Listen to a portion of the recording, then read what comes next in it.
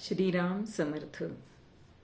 आद्य शंकराचार्यांनी प्रबोध सुधाकरात यम आणि काम यांची तुलना केलेली दिसते. त्यांचं म्हणणं असं आहे की यमापेक्षा काम हा जास्त बाधक आहे.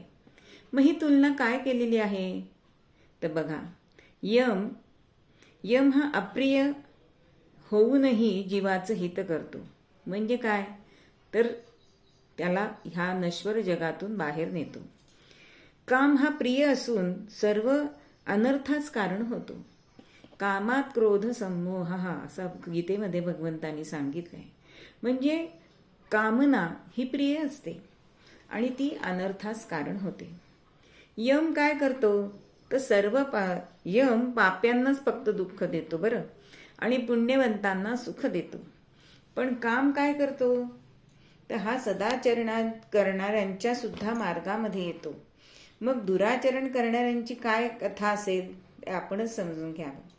म्हणून यम आणि काम ह्याच्यामध्ये यम हा सुसह्य आहे असं शंकराचार्य आपल्याला या ग्रंथामध्ये सांगतात. श्रीराम समर्थ.